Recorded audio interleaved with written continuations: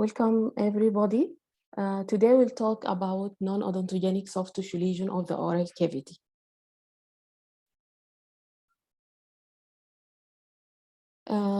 This topic is contain many important points, include classification of soft tissue non-odontogenic lesion of the oral cavity, definition of different terms related to soft tissue pathology, benign fibrous connective tissue tumor of the oral cavity, epilis definition and types.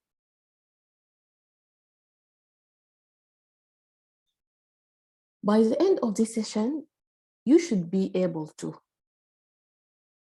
define different terms related to soft tissue pathology, classify soft tissue non-odontogenic tumors of the oral cavity, define epilis, enumerate different types of epilis, differentiate clinically and histopathologically between different types of epilis, and outline treatment and prognosis of different types of epilis and fibrous connective tissue benign lesions. In the beginning of this session, we will pass through many definitions are important through discussion of this topic. First term is hyperplasia. From your previous knowledge in pathology, you know hyperplasia is increase in size of tissue or organ due to increase in number of cells. You should differentiate also between these terminology. Another term is neoplasia. Neoplasia, by definition of Willis, that tumor is an abnormal mass of tissue, the growth of which exceeds and is uncoordinated with normal tissue and persists in the same excessive manner after cessation of stimuli which evokes the change. Means that tumor is uncontrolled growth that is not stopped after stops of stimuli which starts the change. So it continues to grow and proliferate.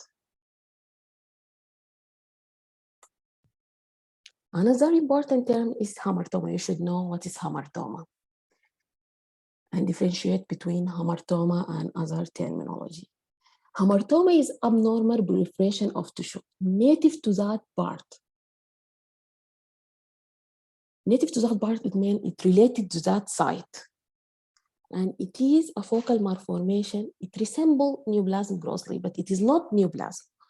The famous example of hamartoma is birthmark or what we call hemangioma. It is a very good example of hamartoma. So that it is local malformation to tissue related to that site.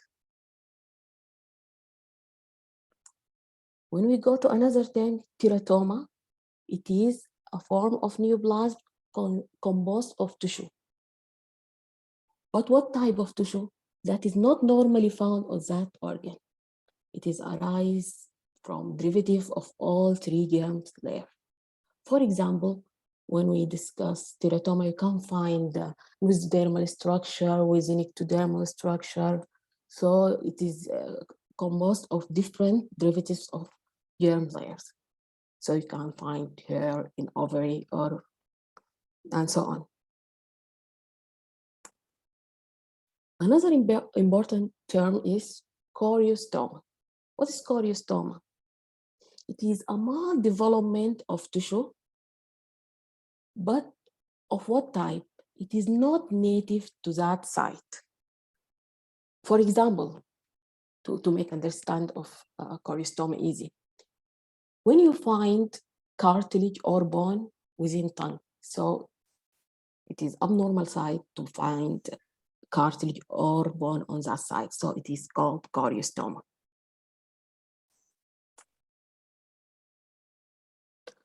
Another important terms are heteroplasia. By the way, plasia is used for growth. It means growth. So heteroplasia is development of cytologic. Here we call about cellular or abnormal cellular component. So development of cytologic elements not native to that part. Find sometimes some lymphoid component within salivary gland tissue and vice versa. So abnormal histological component on side that not related to it. Another term is metaplasia. Metaplasia is change in type of tissue after full differentiation.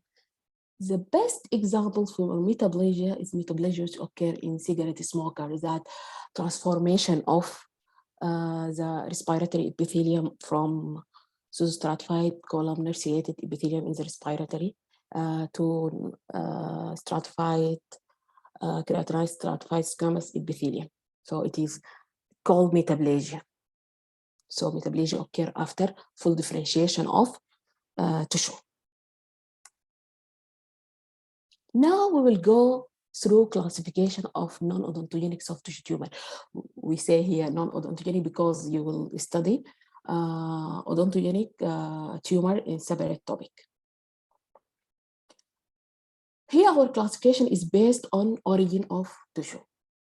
So first, if you go to fibrous connective tissue origin, your tumor, it can be benign or it can be malignant. For benign example for fibrous connective tissue origin tumor, like fibroma, giant cell fibroma, peripheral giant cell fibroma, pyogenic granuloma, peripheral ossifying fibroma. Malignant example like fibrosarcoma. Fibrosarcoma is the famous fibrous connective tissue tumor. Tumor of adipose tissue origin, the most famous example is for benign is lipoma, and for malignant is liposarcoma.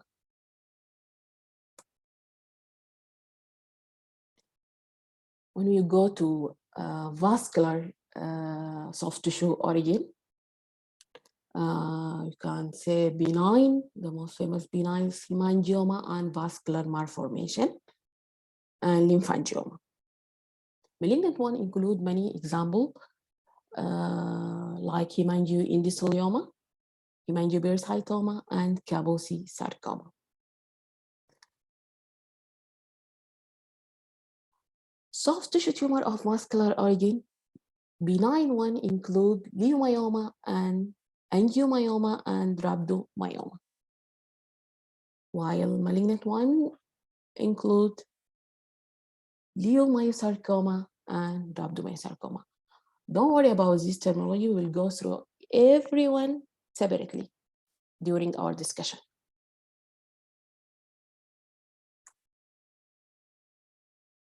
Tumor of lymphoid tissue origin, benign will include different type of lymphoid hyperplasia considered as benign lymphoid tissue tumors.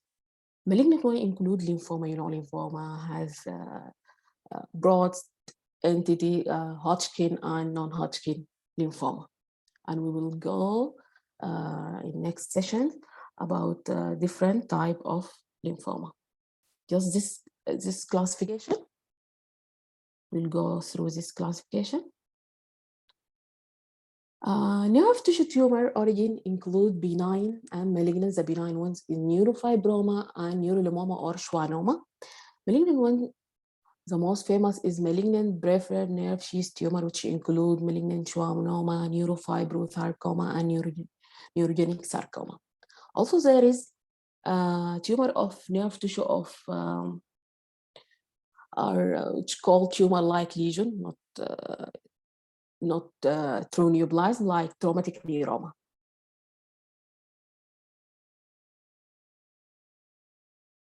Another types of soft tissue of a tumor, that tumor of uncertain origin or of unknown origin till now.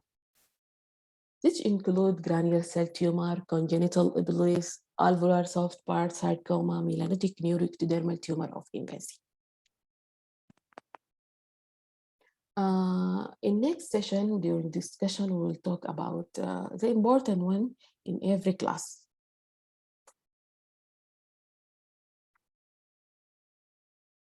Now, we'll go through soft tissue lesion etiology. Generally, soft tissue lesion etiology, it can be due to infection or it can be due to reactive proliferation, reaction to injury by specific or some stimulus which induce proliferation of tissue, or due to neoplasia.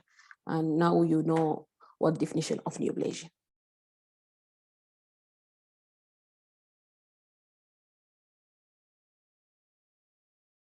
Actually, soft tissue lesion, you should know that are lesions which arise in the submucosa.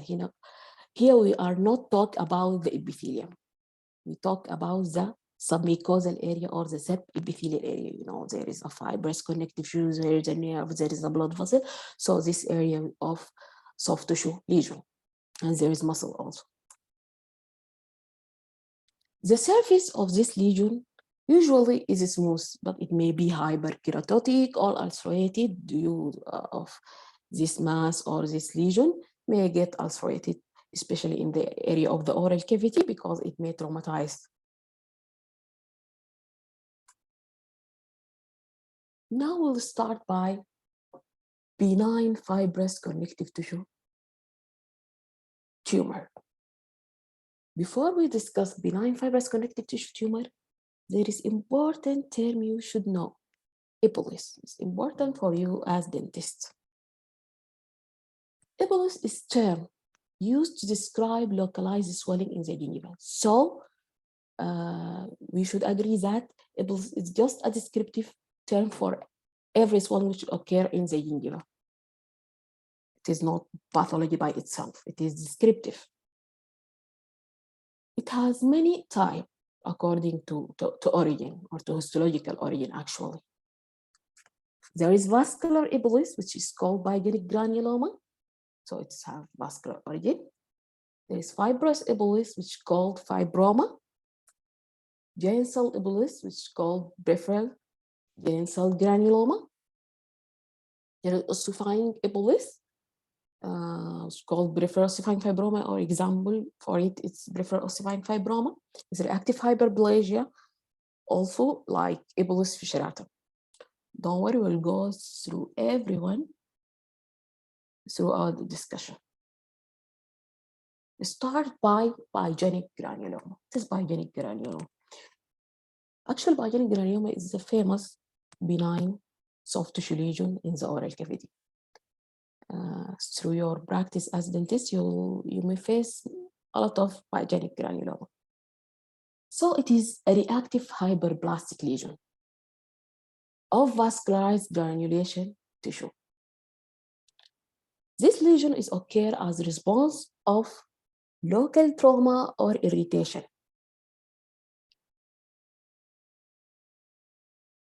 If you look here, you can say this is a pyogenic granuloma. Actually, it's called vascular epilis. It is very red. The common site is gingiva. It may associate with local irritating factor, with hormonal change, also it's associated with pregnancy. So it can lead to formation of pyogenic granuloma or vascular epilis. So pyogenic granuloma is form of epilis.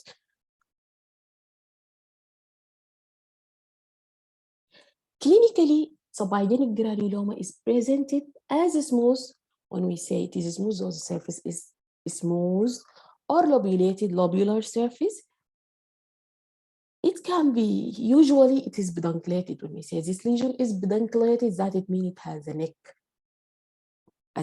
make link between the lesion and the superficial mucosa, or between the lesion and the underlying tissue. We say it is sessile, so it is directly attached to the underlying tissue or to the surface.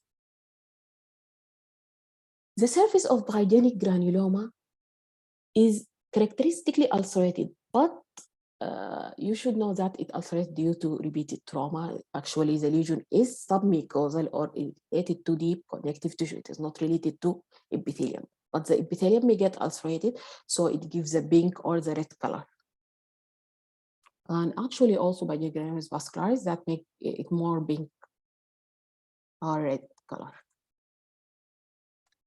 Histologically, the pyogenic granuloma, since it's called vascular epilis, so it is highly vascular. Highly vascular proliferation, it resembles to granulation tissue. This proliferation of blood vessels occur in highly fibrous connective tissue which form numerous small and larger endothelial line channels. This endothelial line is engorged or filled with a lot of RBCs.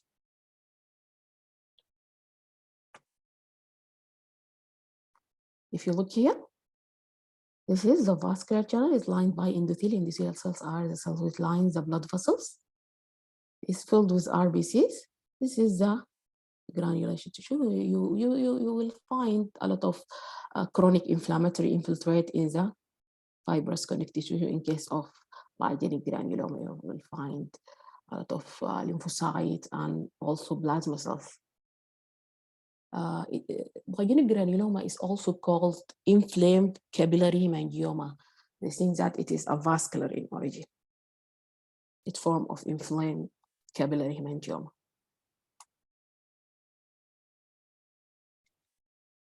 The treatment generally of myogenic granuloma, excision and removing of the irritating factor or factor which initiates the lesion.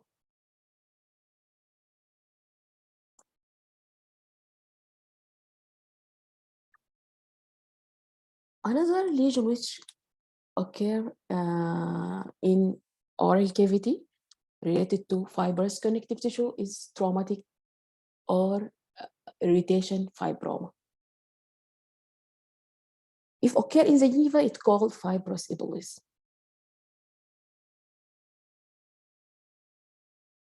What is clinical feature of traumatic fibroma?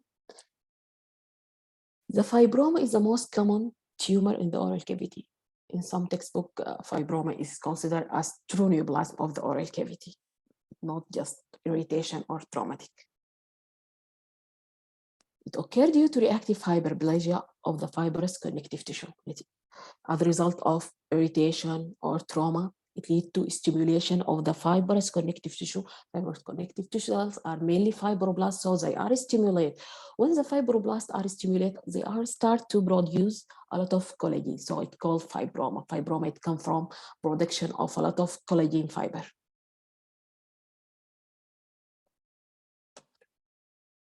Although it is rare according to research study, it is a similar lesion or other lesion can be considered, as we said previously, as true neoplasm fibroma.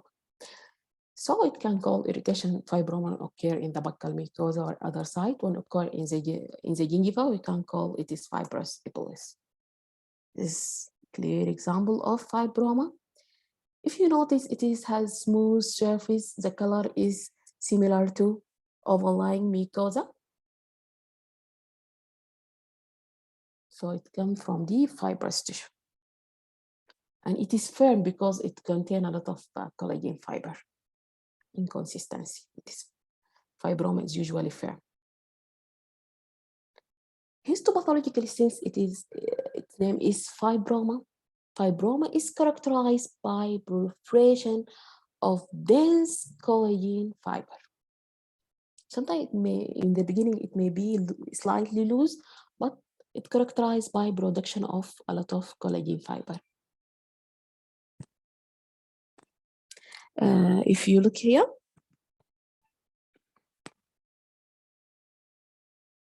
there is a lot of collagen fiber protection. It is very dense collagen production.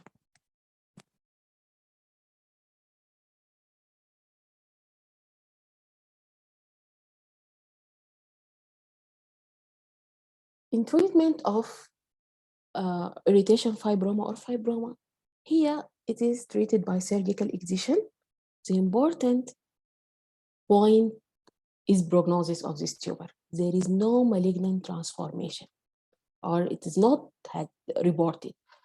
In pathology, we deal with prognosis of the tumor because this is very important. When we say there is no malignant transformation, so it had good prognosis.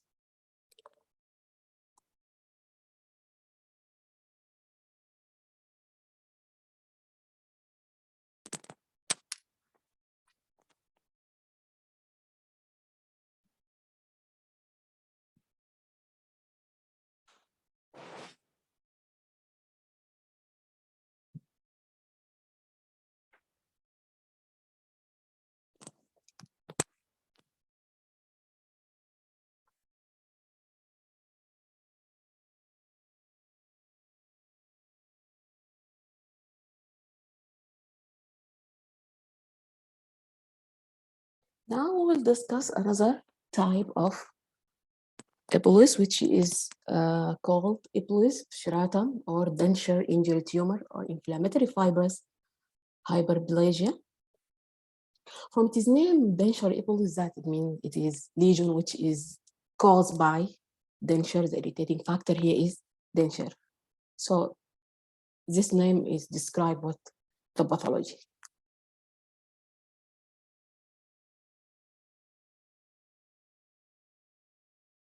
So epilis striatum is reactive hyperplasia of the fibrous connective tissue, which caused by chronic irritation by the denture margin or the area which the denture is contact with the oral mucosa. If you look here, this area is the denture place, so it is irritated and it lead to reactive fibrous hyperplasia.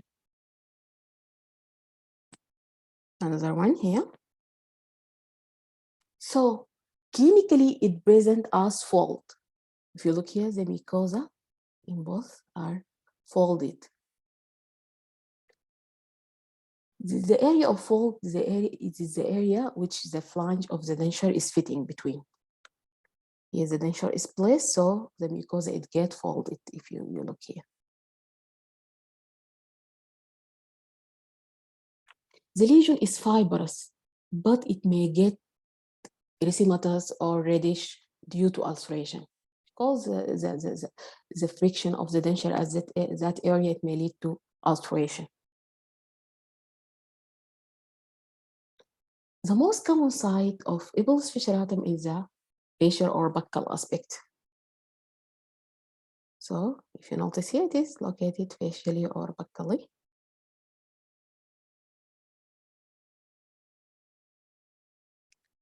Histologically, this irritation by denture, it induces hyperplasia of the fibrous connective tissue. So the fibrous connective tissue is get hyperplastic, so it is fibroblasts start to produce a lot of collagen. So you will find that there is a lot of hyperplastic fibrous connective tissue with a lot of production of collagen. At the same time, the friction of the denture as the overlying epithelium, it leads to excessive keratinization. So the overlying epithelium is frequently hyperkeratotic and it may start to get hyperplastic. If you look here, this is the fibrous connective tissue. There is a lot of collagen production in this area and this area. If you look here, the epithelium is very thick here. It is hyperplastic and there is prominent reticidus in this area. This is reduced by hyperplasia. So it means that in epilis striatum, the irritation actually occurs and stimulates the underlying fibrous connective tissue to produce a lot of collagen. While the friction, it leads to hyperkeratinization and hyperplastic change in the overlying epithelium. Treatment of epilis consists of what? First, you should do surgical removal of the excess of tissue. But the important point, the poorly fitting denture should be removed or relined because actually the etiological factor is the poor fitting denture. If not, the poor fitting denture is remade or relined, so the lesion will remain or will recur, no use of treatment. So the important point is to correct the denture status.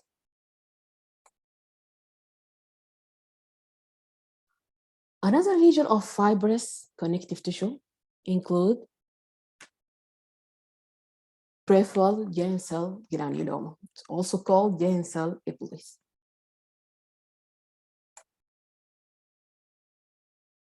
What is giant cell epilis? Actually, this also reactive hyperplastic lesion due to chronic irritation and trauma. This lesion is similar clinically to pyogenic granuloma in presentation, but it occurs in the elderly age. Actually, it is asymptomatic. It presents like pyogenic granuloma clinically. It's typical to pyogenic granuloma. Actually, one case of peripheral vein cell granuloma, biopsy take from it, they send it as with provisional diagnosis pyogenic granuloma. Then we find this case is not pyogenic granuloma, it is peripheral vein cell granuloma histopathologically. So it discovered usually in adult patients, as we said. The term peripheral come from what? It comes when we say this tumor is peripheral, that it not occur centrally within the bone, it occurs within the soft tissue. Because there is giant cell granuloma which occurs centrally within the bone, we say this, it is peripheral giant cell granuloma. But remember, it is not soft tissue counterpart to central giant cell granuloma. Just the term peripheral to differentiate.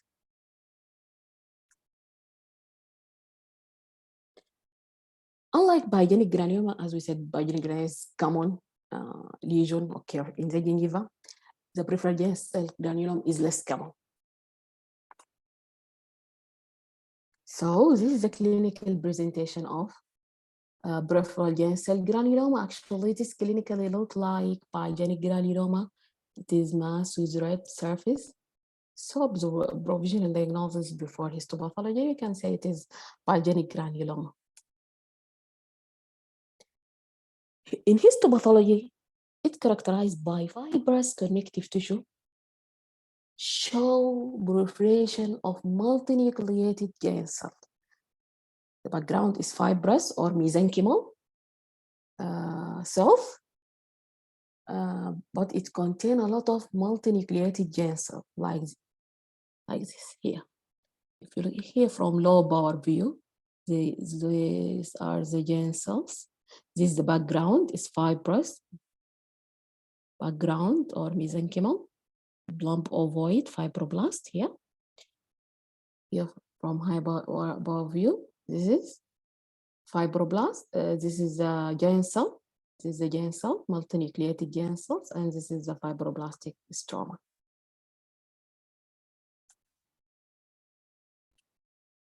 Like in pyogenic granuloma, it's treated by surgical excision, but here, in surgical removal of peripheral giant cell granuloma, you should take care and go deep to underlying bone or to the preosteum just to minimize the risk of recurrence, and you should also remove the irritating factor by scaling, also to minimize the risk of recurrence of the lesion.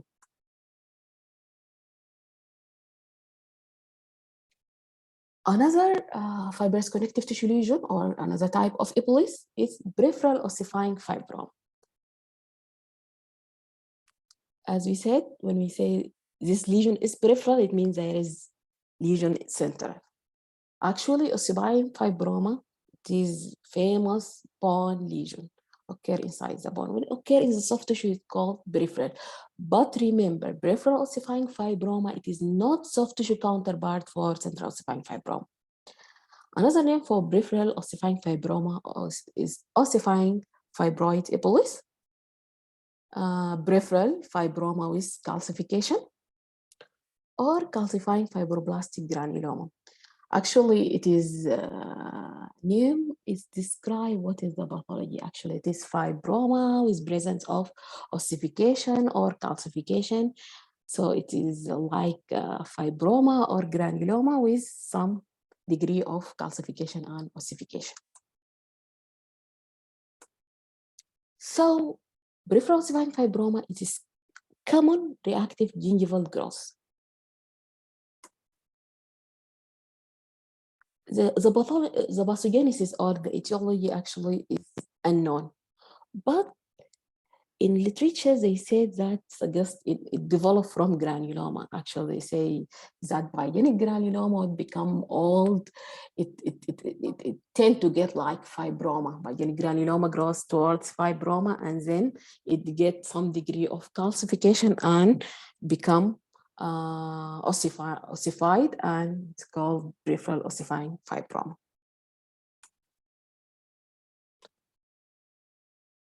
Also, you should note that peripheral ossifying fibroma is not same as a peripheral odontogenic fibroma. You know, in peripheral odontogenic fibroma may contain some degree of fibrous and some degree of calcification, but you should differentiate between the peripheral ossifying fibroma and peripheral odontogenic fibroma.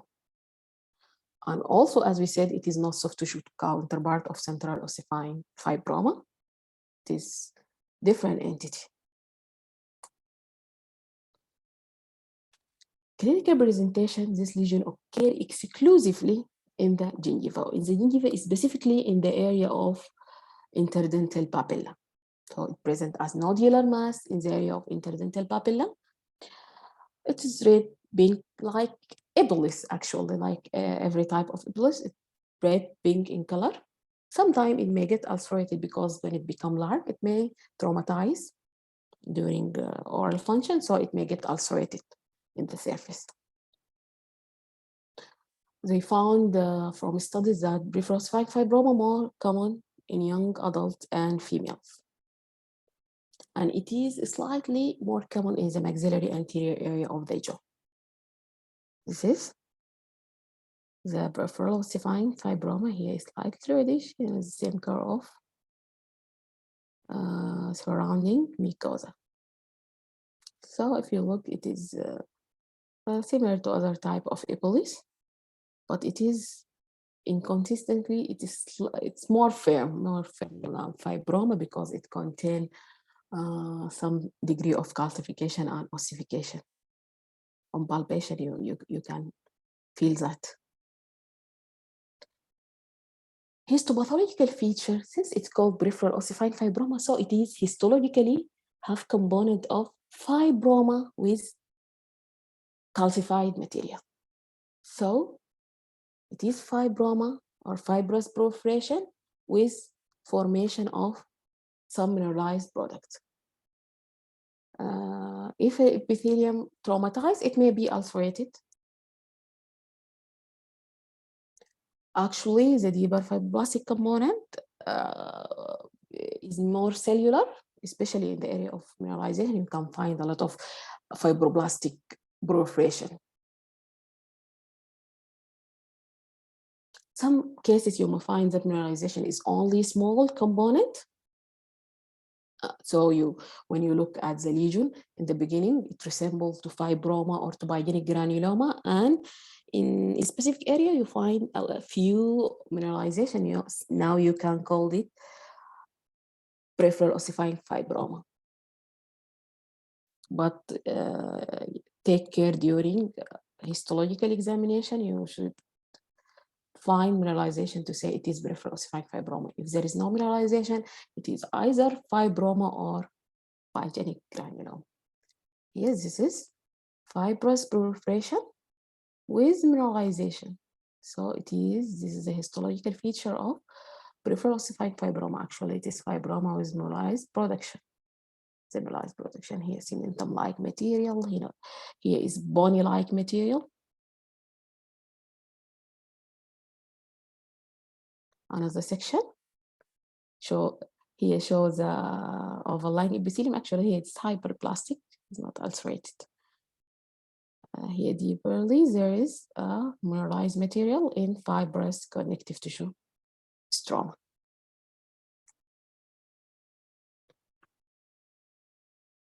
In treatment, the local surgical excision is a treatment of choice, but you should go down to periosteum to minimize or to prevent recurrence. Also, scaling of the adjacencies is important. They notice that recurrence rate in this lesion is 16. So it's reported in literature some degree of recurrence, but also still prognosis is good. Another hyperplastic lesion which is related to fibrous connective tissue is inflammatory papillary hyperplasia. Actually, this lesion is related to you as dentist because this lesion is caused by long-standing wearing of denture. Actually, people who wear denture 24 hours per day, so they get this lesion due to poor oral hygiene, and infection in the base of the denture. So it is occurred due to chronic mechanical irritation, this lesion. You notice here is maxilla, actually in the area which fitted by the base of the denture. So people who are continuously wearing the denture, not cleaning the denture, so it allows growth of Candida albicans. So here the etiology of the lesion is poor oral hygiene with Candida infection. Clinically, the lesion, as you notice here, it is multiple erythematous broad-based papule, so it is papillary lesion. Commonly occurs the maxilla, but it can occur in the base of the mandibular denture also, or of the lower denture also. Here, from close view, is multiple papule. It is erythematous papules. Historically, since the lesion is occurred due to infection, so the mucosa may show inflammatory change. So the mucosa inflammatory papillary hyperplasia show numerous papillary growth or hyperplastic growth in the overlying epithelium, while the underlying connective tissue show a lot of chronic inflammatory infiltrate in fibrous connective tissue. Mainly the inflammatory infiltrate are plasma cells and lymphocytes. Here, if you notice, the overlying epithelium is hyperplastic, and the underlying connective tissue is fibrous connective tissue with these small components are inflammatory cells, plasma cells, and lymphocytes.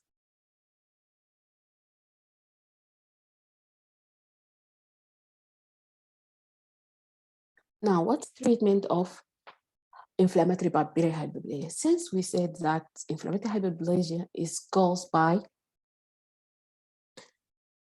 long-standing wearing of denture with fungal infection. So logically, we should treat the fungal infection, but oral mucosal tissue also need rest from wearing denture. So treatment actually removal of the denture allow the erythema and edema to get subside. But we can use topical or systemic antifungal for treatment of the lesion.